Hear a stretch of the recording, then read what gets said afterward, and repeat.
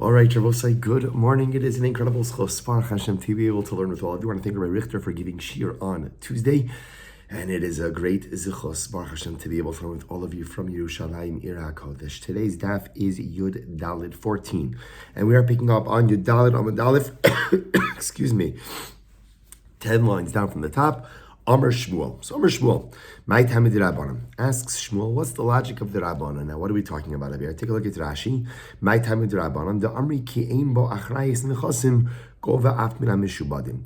So the Rabbanan have an interesting idea. The Rabbanan say that even when a loan document does not have a clause for as a property encumbrance to go ahead and make, let's say, the debt secured by real property, nevertheless, the creditor has the ability to collect from the encumbered real property of the debtor. So according to Shmuel, what's the logic of the Rabban? In other words, why is it that even if that clause is not included, that it's almost like, not almost like, that halachically we treat it as if it was included? So the Gemara says, Tol Soferhu. Savri, Achrayis Tol Soferhu. So because the Rabbanan hold that halacha l'maisa, it's ascribed to scribal error.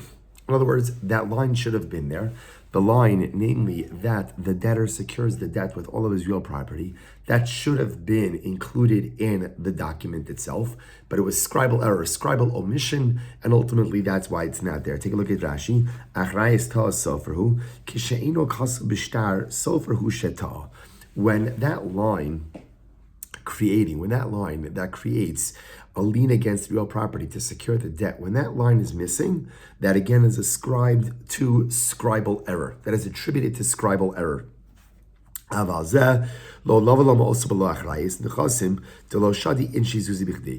say, now what's the logic of the Rabbanan? The logic of the Rabbanan is like this. Excuse me. A person is not going to lend money in an unsecured fashion. So as such, it only makes sense that Reuven's only going to lend Shimon money if he knows that the debt is secured by real property. But we look at the loan document, and the loan document says Reuven lent Shimon $10,000, and it doesn't say anything about securing the debt with real property. So we assume that the sofer made a mistake, and the sofer left this line out. He left the line out. Now, how are we able to make that assumption? Because the assumption is that people lend money, they don't want to lend money in a way that they stand to lose. Remember, again, as it is in general, lending money from a halachic perspective is not exactly like you're already quote unquote, so to speak, taking a financial loss, and that you can't lend with interest. Again, you get much more because you get the beautiful mitzvah of lending to another Jew, but a person is not going to want their debt to remain totally unsecured. So therefore, we take it for granted that every lender would require there to be achrayis, a lien against real property, and therefore, for some reason, that line doesn't appear in the document. It must be a mistake of the sofer, of the scribe. So the Gemara says, Amar le Rava bar Isi le Rav Idi bar Avin. Umi Amar Shmuel. Did Shmuel really say this? Gemara says, Amar Shmuel, Shavach, Shafar, v'shibud, tzarich limloch. Yet Shmuel said that halacha l'maisa, again, when it comes to improvements, or I should say best property, right? Improvements, or shibud, or a lien on real property, tzarich limloch. So Shmuel says explicitly that when a sofer is going ahead and writing a loan document or writing a document, he needs to explicitly ask the parties, should I include a phrase about a lien against real property? Now, the fact that the sofer has to ask that indicates to us that it's not standard. So therefore, if it's not standard, then the omission should not be simply attributed to scribal error, but rather the omission should be understood, perhaps as a willingness between the parties to forgo that particular right and entitlement. To which the Gemara says, "Lema man da amraha lo amraha." So maybe there's just two different opinions going on over here. Lo kashya kan b'shtar hava to lo yoiv inish zuzi bichdi kan b'mekach umemkar do avid inish dezavin arali omeis. This is very interesting. The Gemara says maybe we're talking about two different type of documents. One is talking about a loan document, and one is talking about a document that has the sale of real property. When it comes to a loan document, Reuven is going to lend Shimon money, so Reuven is not going to lend Shimon money to wash the money down the drain. He's going to want to secure his loan. So how does he secure his loan? Achrayis. There's a lien against real property, and therefore, when it comes to a loan, we always assume that there's a lien against real property, and even if for some reason it's not mentioned in the document, we attribute that to scribal error. On the other hand, what about a real estate document? Reuven purchases land from Shimon, or I should say Reuven sells land to Shimon, and let's say again, Reuven didn't guarantee the sale, right? He didn't put in achrayus. In other words, he didn't say to Shimon, if my creditor comes and collects the land from you, you could come to me and I'll make you whole. In that case, the omission is not ascribed or is not attributed to scribal error, but rather, again, that is considered to be a willful omission. Why? Because it's common in property transactions, says the Gemara, at least says Shmuel, it's common in property transactions that people will purchase properties. The Gemara's lashon is even to only own it for a day. What does that mean? That when it comes to real estate, people are willing to take a higher level of risk. And I'm willing to purchase a property, especially again if I'm getting it at a good price, right? Even though I know that maybe there's a risk that the property is going to be seized afterwards. Again, that'll usually be reflected in some type of discount. So therefore, it's actually very interesting. So therefore, when it comes to property, real property, it is possible that sometimes people buy real property even without a chrais, even without a guarantee or an encumbrance against the seller's other real property. When it comes to a loan, however, a lender is never going to lend money to the borrower unless, of course, it is secured by real property. And therefore, even in the event that that phrase is absent from the loan document, the halacha views it as if it was there, and its omission is attributed to scribal error. Take a look at Rashi. Rashi says over here, Ovid inish, Tezabin Ara Yoma, first wide line in Rashi. He says, L'sapek yom echad, l'safek yom echad, shema lo yitzrefu mimenu, p'im yitzrefu, shema l'zman meruba, v'ocha b'soch kach peros harbe. So essentially what the Gemara says is like this.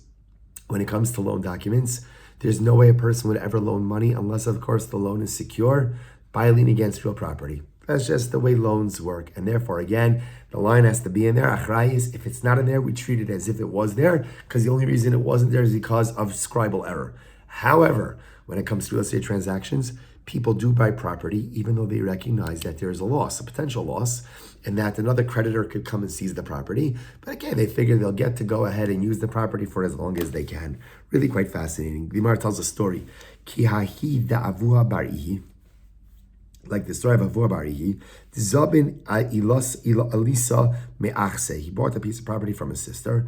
Asa Balchov Tarfa Mine. And ultimately, again, the creditor of the sister came and seized the property from Avua Barihi. Asa Lekamed Mar Shmuel. So Avua Barihi comes to Mar Shmuel. He says, what's going on over here? So Avua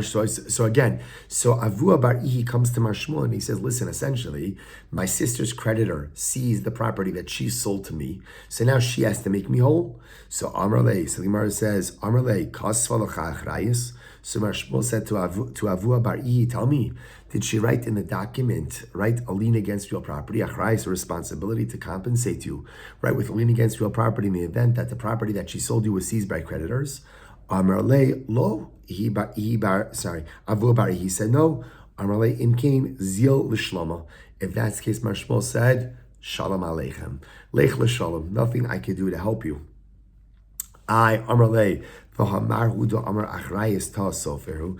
But Avua Barihi said to Shmuel, well, Shmuel, you're the one who said that when the phrase of achrayis, right, that's that phrase that says that I hereby I encumber my property to back up this transaction. Shmuel, you're the one who said that if that line is missing, halacha l'maisa, we attribute that to scribal error. Again, Amar Leish, Mar Shmuel responded, Hani mili b'shtari halva. That's true with a loan document. Aval b'shtari mekach u'memkar lo. When it comes to ultimately, again, a sale of real estate, we don't apply that concept. Why? The avid inish, the zabin arali omei. For it is common that sometimes a person will just go ahead literally and sell real estate for the day. So the Gemara is just backing up the distinction we made before with this Maisa. So bottom line, what comes out is like this. Shmuel is going to say as follows, that in general, when it comes to a loan document, no one ever loans money without the debt being secured by real property. And therefore, even if the achrayis clause, what we call the achrayis clause, which is the clause that says that in the event of default, all of your property is encumbered to pay back this debt, even if that phrase is not in there, the halacha views it as if it is in there, because that's part and parcel of a loan transaction, and its omission is attributed to scribal error. On the other hand, the real estate transaction, Reuven sells property to Shimon and doesn't include an achrayis phrase. In that case, we don't assume that the parties agreed on achrayus. Why? It's the nature of the transaction. When people buy real estate, apparently they buy it, they have a greater appetite for risk, and they understand. And again, it's probably reflected in the purchase price itself as well. I'm going to pay a little bit more of a discount maybe, with the understanding that maybe this property will be seized. And maybe it was seized now, maybe it was seized in a year from now. I'll get whatever I can get out of the property and move on from there. That's the halacha. Incredible. Amar Abaye, Ruvain shemachar sadul l'Shimon ba'achrayis. So Abaye says like this: Ruvain sold property to Shimon ba'achrayis. Okay, so again, Ruvain sold property to Shimon, and in the property sale, because now we understand it has to be written in, it says, Shimon, in the event that the property that I sold you is seized from you by one of my creditors, I will make you whole. Okay. Uba balchov de Ruvain v'katarif limine, and sure enough, one of Ruvain's creditors shows up to take the property from Shimon. So what's the halacha? Dina huda azal Ruvain umishtai dina bahadei. Ruvain could involve himself with the creditor, with his creditor, and try to negotiate a separate settlement with the creditor. Velo matzi amarle, and the creditor can't say to Ruvain, lav bal dvarim di diat. See, here's what's interesting. So just to follow up this case again, Ruvain sells property to Shimon, and in the real estate contract, it says, Shimon, if any of my Ruvain's creditors come and seizes the property in satisfaction of a pre-existing debt, I'll make you whole. I'll make you whole. Okay, sure enough, what happens? Ruvain's creditor shows up at Shimon's doorstep.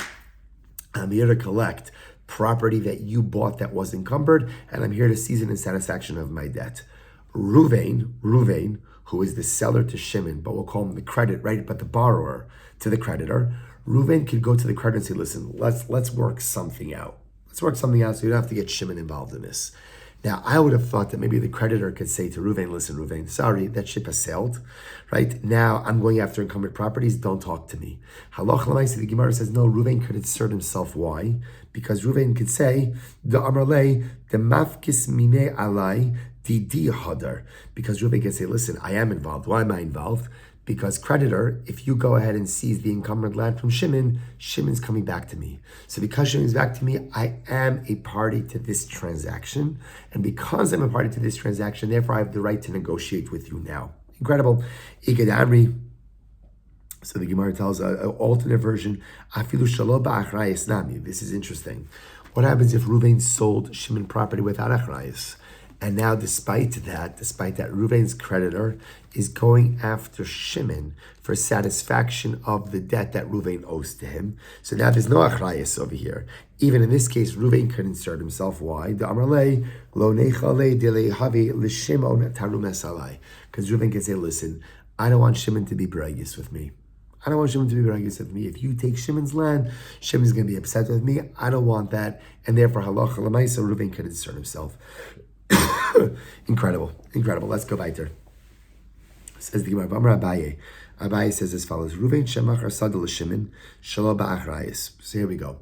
Ruvain sells a field to Shimon without achrayis, right? So which means Ruvain sells a field to Shimon. It's just a sale, and it's understood that if, let's say again, Ruvain's creditors come and collect that field from Shimon, Shimon really has no recourse against Ruvain.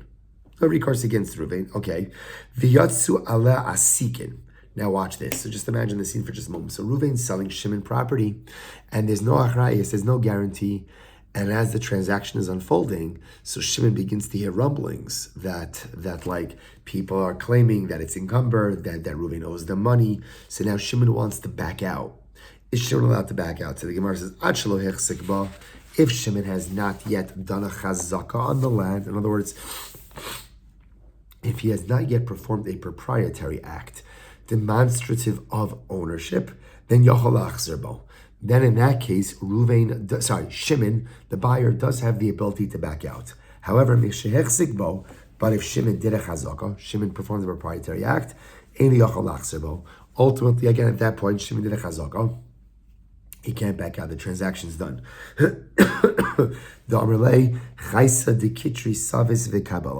Because ultimately, again, Shimon can say to Ruvain can say to Shimon, you bought a bag of knots, right? It's one of those expressions that works better in the Aramaic. In other words, you bought a bag of air, you bought a bag of knots, deal with it. In other words, essentially, you can say to him, tough luck. You did the chazak already. I got it. Now there are people that are contesting ownership, but Lamais, it's yours, and you don't have the ability to go ahead and back out. So the Gemara says, by the way, from what point is it considered to be that a chazaka has been performed? Ultimately, again, when he begins to literally plow the edges of the field, right? So now I want to point out there are many different ways that one could go ahead and perform a proprietary act, right? You could put up a fence. I'm going to just give an example of it. Rashi says, Mechidayish amitzri, betakin gevuli hasada, umagbi. Literally, again, you raise the edges, the borders of the field to create almost like a line of demarcation. So very interesting halacha over here. So again, one more time, just to reframe this, Reuven is selling Shimon a field without achrayas. Shimon hears that people are saying it's not Reuven's, or Reuven owes people money. Shimon wants to back out. Because remember, again, in this case, he doesn't have achrayas. So therefore, Shimon knows that if the field is seized by Reuven's creditor, Shimon is not going to have recourse. Excuse me.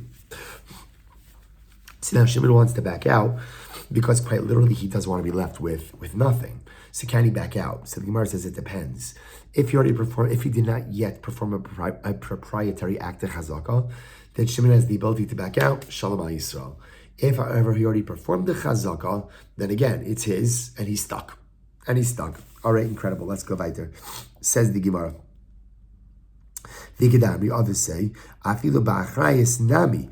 Others say that even if Shimon purchased the field with achrayas, Shimon still can't back out. Why? Remember what's happening over here. In these cases, Shimon wants to back out because he has a bad feeling about this, right? Remember, no one's actually seized the field from Shimon. It's just that, they're negotiating, and then as negotiations are coming to a close, Shimon hears all of this rumbling from Reuven's people, from his creditors that he owes the money. So he wants to just get out of this. So the alternate version says, even if Reuven was selling it to Shimon with achrayas, Shimon still can't back out. Why? Because Reuven can say, listen, even with achrayas, I'm only obligated to make you whole if something's been taken from you. Nothing has been taken from you. You're not out anything at all. And therefore, you really have no claim against me. All right, very interesting. So Itmar, let's go back to the Gemara says, Hamocher sadeh lechaveiro v'nimtzeis she'eino shelo. So an interesting case here. It was a totally different case. Reuven sells a field to Shimon. So far, so good. Only one smidge of a detail over here. It didn't belong to Reuven. So Reuven sold Shimon a field that wasn't Reuven's. Okay, so now of course this is discovered. And then it turns out, it becomes known that it wasn't Reuven's field to sell. So now the shaila is, what recourse does Shimon have against Reuven? So the Gemara says, Rav says, Yesh lo mos v'yesh lo shevach. Rav says that Shimon has the ability to sue Reuven for mos is purchase price, and shevach. Let's say again, Shimon, after having quote unquote purchased it from Reuven, improved the land. He invested money. So Rav says that Shimon has the ability to recapture the purchase price as well as improvements. Shmuel says, Mos yeshlo shevach inbo. Very interesting. Shmuel says, no. Ultimately, again, that Shimon has a claim for purchase price for Mos money, but does not have any claim for improvements. Okay, so let's analyze this. So the Gemara says, so they ask Rav Huna the following question. What happens if when Reuven sold this field to Shimon, right? And let's say Reuven said to Shimon, here's the deal. I'm selling you this field and I'm selling it to you with achrayas. And not only that, but I promise you that even if you improve the field and for some reason it is repossessed by one of my creditors, I'll pay you back the improvements. Explicitly said it. Now, of course, it turns out it wasn't Reuven's field to sell to begin with. So now it's been seized by Shimon. Shimon comes back to Reuven. What does Shimon have the ability to recapture from Reuven? So the Gemara says, Mao taima de Shmuel. So what Shmuel's like? Remember, Shmuel was the one who said that Shimon could only sue for purchase price, but cannot sue for improvement. Why not? Mishum de lo perish shvacha. Maybe it's because in general, when Shimon purchased it, even if he purchased with achrayas is only for the value of the land, for the purchase price. It's not for the shevach, so therefore the shevach was never articulated. But in this case, v'hacha hu perishla. Odilma, the other possibility is Odilma taimi de Shmuel kivan de lesle karka mechse keribis. Oh, listen to this. Maybe Shmuel's logic is like this. Let's take a step back for just a second, right? Reuven sold Shimon property, right? Of course, Shimon purchased it, thinking that it's Reuven's to sell. It turns out it's not Reuven's. It's not Reuven's, okay? Excuse me. It's not Reuven's. So now everyone agrees that Shimon has the ability to recapture the purchase price from Reuven, right? That everyone agrees with. The shaila is, what happens if Shimon was mishabech? He improved the land. Does Shimon have the ability to recapture that from Reuven? So Rav says yes, Shmuel says no. What's Shmuel's logic? This is incredible. Shmuel's logic is like this. If you allow Shimon to go ahead and recapture Shevach improvements, it looks like ribis. It looks like interest. Why? Because it turns out there was no real estate transaction. Instead, what happened here? Shimon gave Reuven money. So now if it turns out that you make Reuven give back the purchase price and the improvement, then it sounds like what? It sounds like Reuven is paying interest back to Shimon. It looks like an interest payment. Fascinating, right? Because there's no actual land, because there's no real estate.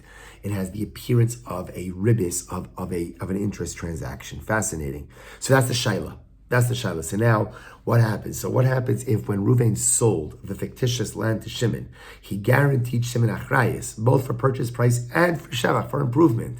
So do we say that since he explicitly articulated it, now that it turns out that Reuven's a fraud, Shimon could collect purchase price mos and shevach and improvement, or no, because the collection of improvement is going to look like ribis, going to look like interest? Which one? Amarle, C responded. Remember again, this is Rav Huna. They asked Rav Huna, so he responded in V'lo v'rafya biyadeh. So sometimes he said yes, sometimes he said no, and the matter was not clear in his hands. Okay, so apparently again, Rav Huna didn't have clarity on this sugya. Itmar, Amr Rav Nachman, Amr Shmuel, Ma'os yeshlo, Shevach ein lo, Af al pi shepirish lo asa Shevach. So now the Gemara quotes Rav Nachman, who said to Shmuel, no, that in this kind of case, Shimon has the ability to sue Reuven for Ma'os, purchase price, does not have the ability to sue Reuven for Shevach, for improvement. Why not? So the Gemara says, "My taima keven dekarka eino schar ma'osav omeid v'notel." What are we concerned about? We're concerned once again that it looks like an interest payment. Just looks like an interest payment. So therefore, halacha l'maisa, you cannot go ahead and sue for that. Okay, so that's so far the Gemara is saying, suggesting over here. Says here Rav Nachman. So Rav is Rav Nachman. So we learned that you cannot extract. Now there's actually interesting, a little bit of a separate halacha.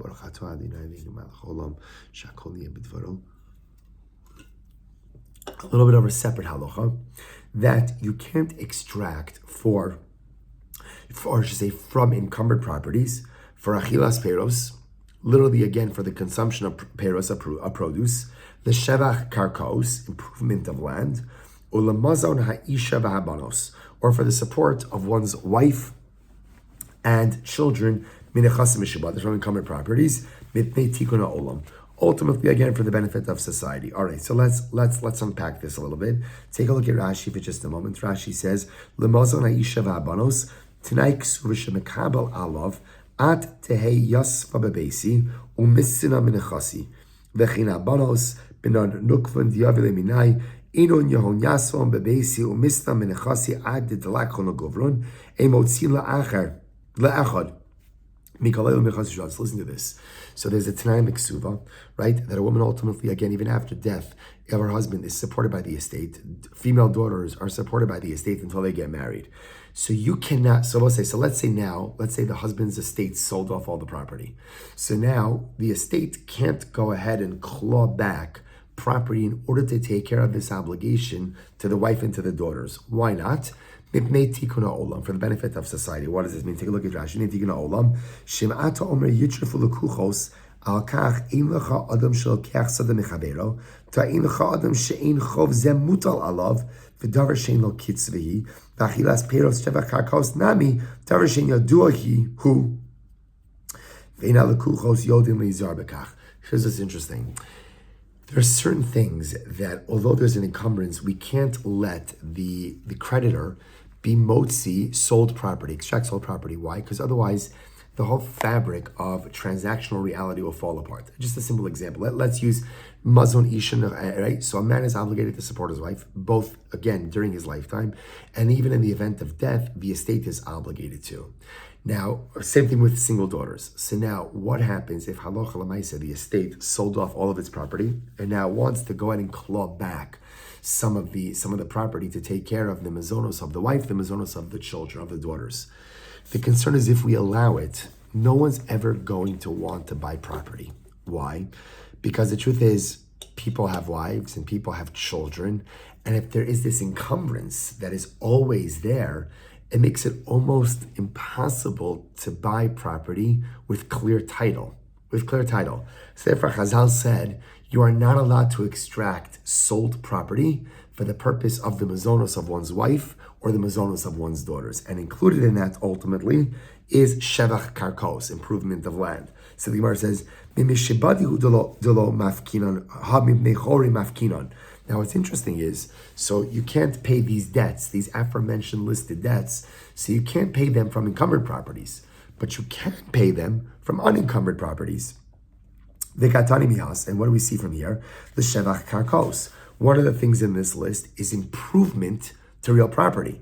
Now, what's the case of improvement to real property? My lav belokeach migazlon. Are we not talking about a case where halacha l'maisa, Ruvain sold property that was not his to Shimon?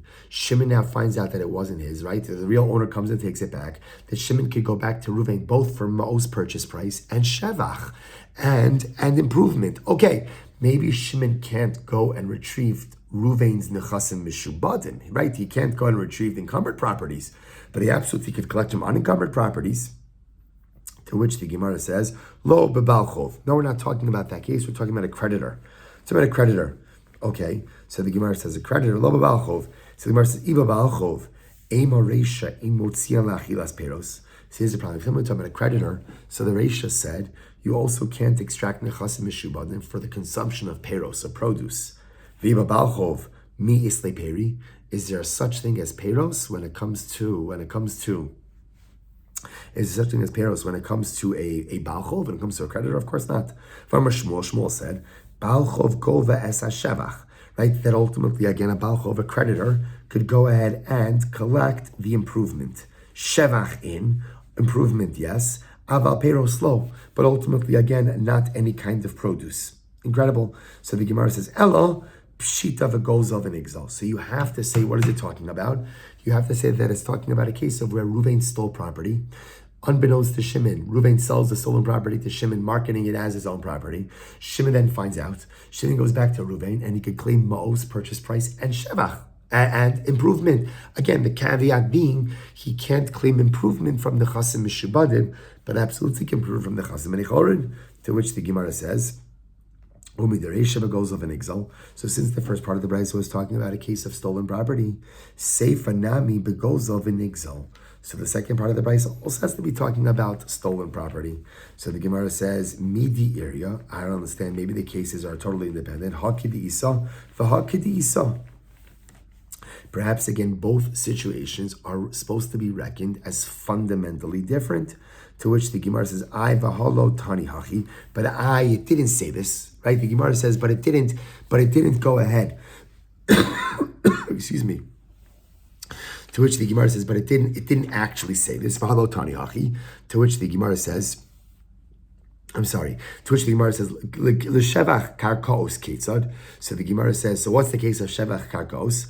Hare shegazel sadeh mechavero. Here's the case, right? Reuven went ahead and stole the field, and now ultimately, again, it leaves Reuven's possession. That ultimately, again, he's able to collect the most, right? The purchase price from nechasim mishubadim, and ultimately, again, the improvement. To which the Gemara says, "Hey, Chidami, what's the case?" If you want to say that it's literally as we just said before, so Gazlan Miman Gavi, then ultimately who is the robber collecting from exactly?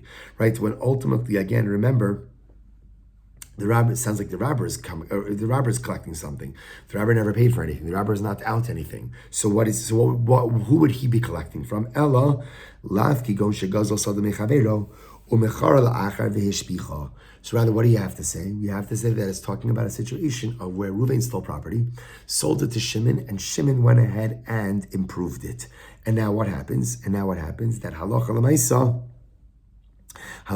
would appear to be that Shimon should be entitled not only to ma'os, the purchase price, but should also be entitled halacha l'maisa to shevach, which again would ultimately contradict the position of Rav Nachman. Amarle, lav tarutze kametaratzt. So the Gemara says, I don't understand. Tartachi bebalchov. So the Gemara says, you already gave an answer. If you're going to give an answer, if you're already going to change the way the Brisa reads, so change it in a different way and say that it refers to what? A balchov, a creditor. Okay, a balchov.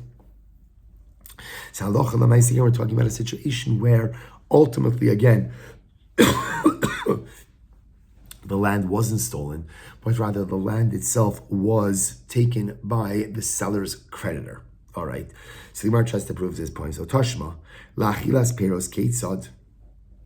Ultimately, again, what's the case? What's the case of where ultimately you're able to be compensated for peros, for produce? So the Gemara says, Hari shegazal sadam mechavero. So if a person stole a field from another, right? Reuven stole a field. V'hari hi yotze mitachas yado kishu gove esakar menachasim mishubadim. So we'll say, so the problem over here is we're getting a little bit like into somewhat of a circular situation. So let's analyze how to see this. We're trying to figure out what's the case of achilas peros. So if you can tell me the case is like this, right? Reuven stole a field. And now ultimately, again, the field leaves his possession. Kishu gova, when he goes ahead and collects, right, the most, the purchase price, he collects the purchase price from encumbered property, and ultimately, again, other produce, or we'll call it peros, right? Peros, produce from unencumbered properties. I don't understand what are you talking about. Once again, what's the case? Ultimately, again, if you say that the cases that we just mentioned, I'm talking about a stolen case, a case of stolen property, Kazlan Miman Gavi. They both say if Reuven stole the land, it sounds like Reuven is able to collect, right? Reuven has stole the land, he's able to collect the keren from the chasim mishubadim and the peros from the chasim menichorin. If Reuven is the thief, who is he collecting from? It doesn't even make sense. To which the Gemara says, "Lav kigon shegazal sada mechavero umachora liacher v'hishpicha." Rather, I will say, what do you have to say? You have to say that halacha l'maisa, we're coming full circle. It must be that we're talking about a case of where halacha l'maisa, Reuven stole a field, sold it to Shimon. Now it turns out that it's stolen. Shimon comes back to Reuven for two things. Number one, ma'os, purchase price. Number two, peros, produce. And it sounds like the halacha is that for Karen, for the purchase price, he's able to collect from nechasim mishubadim, and for everything else, nechasim b'nei chorin. Okay, Amar Rava. Rava says not necessarily. Achama askinon. What's the case? Achama askinon. So the Gemara says, Kigon, Shegazal Sada Mechavera Malaya Peros. This is interesting. So I'll say, so the case over here is where Reuven stole a field that was filled with produce. The Achalas Peros. Then Reuven went ahead and he consumed the Peros. The Chafar Barborin Sichin Umaaros. And he goes in and he physically destroys the field, right? He digs pits and cisterns and everything else. Ba Nigzal Ligbos Karen, Kova Menechasim Mishubadim. Ba nigzal ligbos peros kove menechasim b'nechorin. So this is interesting. So how the Gemara wants to set it up, that perhaps it's not a case of someone selling stolen property, but rather, again, it's a case of a person stealing the property himself. And halacha l'maisa, what's the case over here? The case over here is Reuven stole property, and then what did he do? And it was filled with peros, and he did two things. Number one, he consumed the peros. And number two, he dug ditches, he dug holes in the field, thereby kind of like destroying the field. So what's the halacha? So when he goes ahead, so now when the true owner of the field comes to collect damages, what we'll call keren, ultimately, which is the principal, right? Which is the actual value of the field itself from Reuven, that he collects from the chasim mishubadim. That ultimately, again, he's going to collect from real property. But halacha l'maisa, when he comes to collect the peiros, he only collects the peiros ultimately again from nechasim b'nei chorin, from unencumbered property. So also we're going to stop over here for today. Excuse me.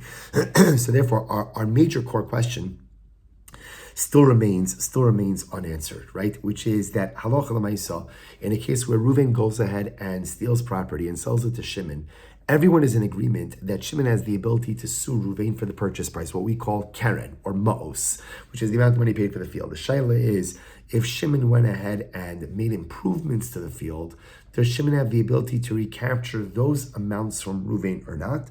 So that's our machlokes Rav and Shmuel. Rav says yes. Shmuel says no. We now see also that Shmuel's logic. Why does Shmuel say no? Shmuel says because it looks like ribis, it looks like interest, because essentially what's going to end up happening is Reuven is going to pay principal plus an additional amount of money, and there's no land, there's no actual real estate involved over here.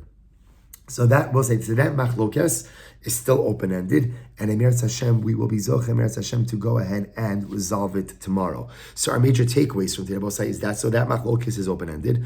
Our other important takeaway was a statement of Shmuel, that halacha l'maaseh Shmuel held that achrayus tal sofer. Shmuel made a fascinating distinction between two different types of transactions: a loan transaction and a real estate transaction. In a loan transaction, no one ever lends money without achrayus, without an encumbrance upon the debtor's property. And if that phrase is not there, we assume ta'as sofer, it was a mistake. It was a mistake, but we believe that they meant to include it, but halacha l'maaseh it was just omitted, and halachically we view it there even if it wasn't omitted, even if it wasn't written.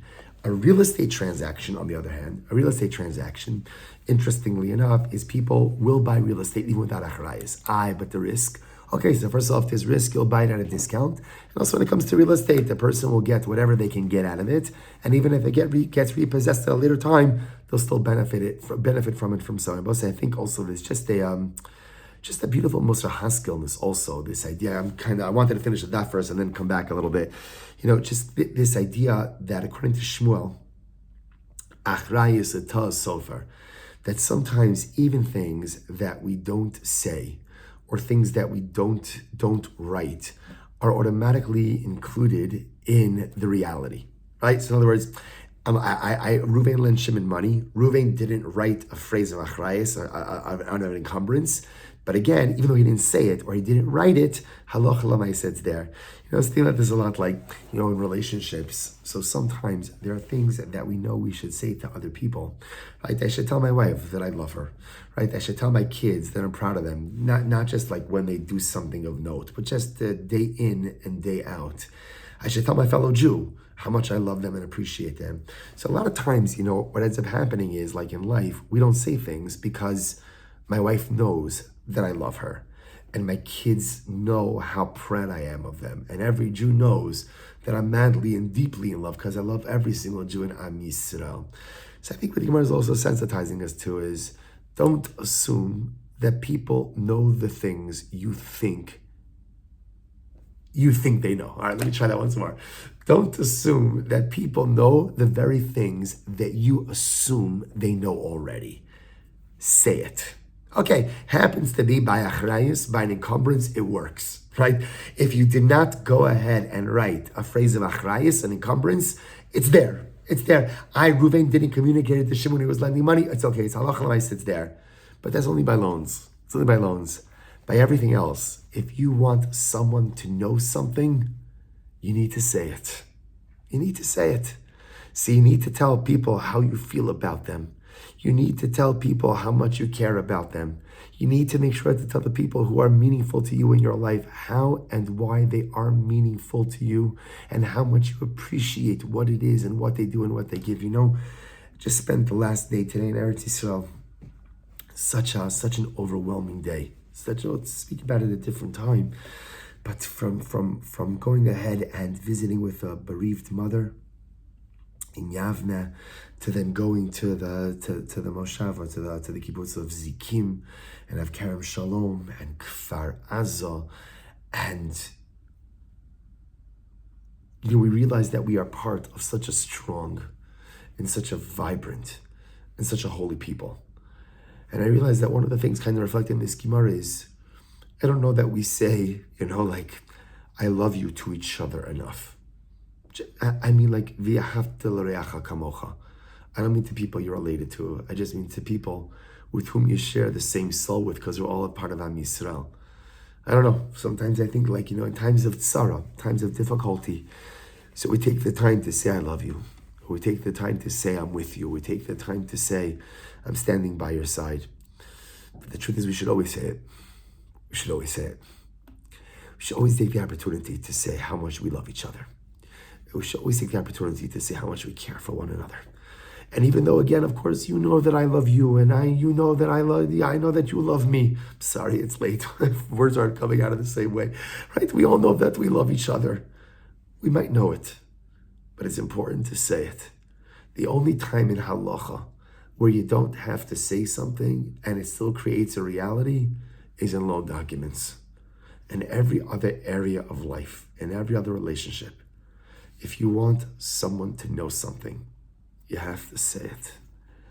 If you want your family to know that you love them, say it, and say it often. And if you want your fellow Jews in Am Yisrael to know how much you love them, say it with all of your heart. Chevra, a great zichus. Sorry, just a very overwhelming day today, but a